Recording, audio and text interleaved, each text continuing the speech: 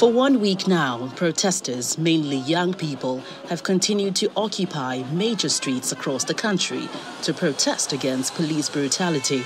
The protesters, whose earlier call was for the disbandment of the Special Anti-Robbery Squad, SARS, now insist on complete police reforms. At the nation's capital, Abuja, End SARS protesters blocked some major roads, causing gridlock.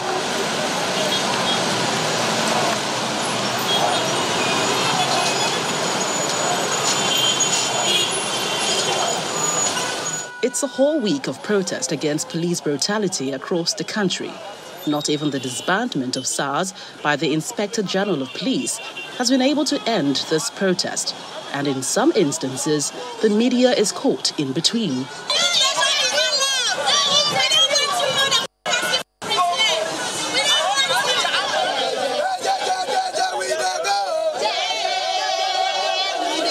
In another development, dozens of young people gather at the Unity Fountain in Abuja for a solidarity rally for the Nigeria Police Force.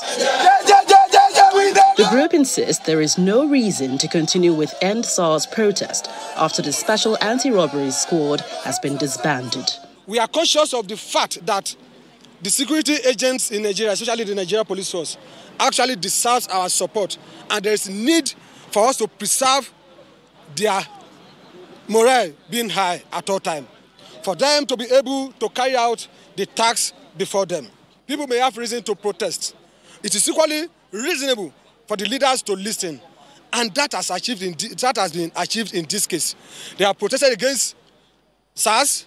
They have called for the end of SARS. Even in our own opinion, instead of ending the SARS, we would have preferred reform the SARS. But then the IGP has yielded to their call and scrapped the SARS. In doing that, your complaint are already listened to. They have listened to your complaint, and I believe they have equally responded to it. Clearly, the purpose of this march is to boost their morale for the purpose of doing their job. As 1 week of protest elapses, what is unclear is how long this will go on.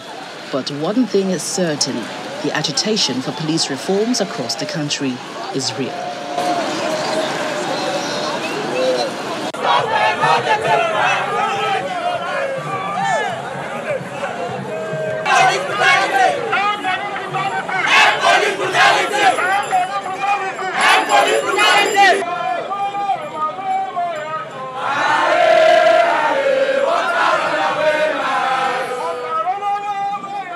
We're looking at similar protests going on in Delta State. Earlier today, these set of protesters took to major roads in Asaba, the state capital, to demand an end to police brutality as well as police reforms.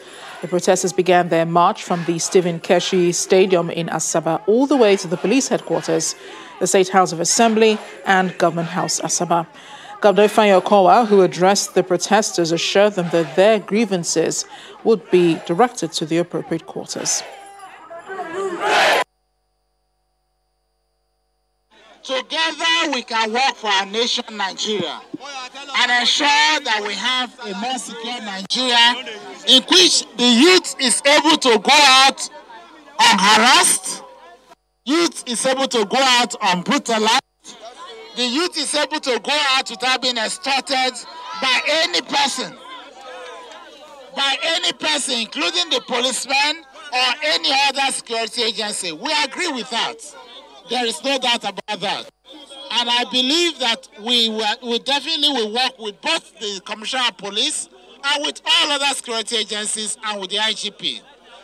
And I believe that as we talk today, even some of your selected people were able, yesterday night up to 1 a.m., we did not sleep. We were in a virtual meeting trying to discuss the whole idea about the youth protest and the fact that the protest has actually brought to the fore that we have failed ourselves, and there is a need to begin to listen to our children more and more on a daily basis.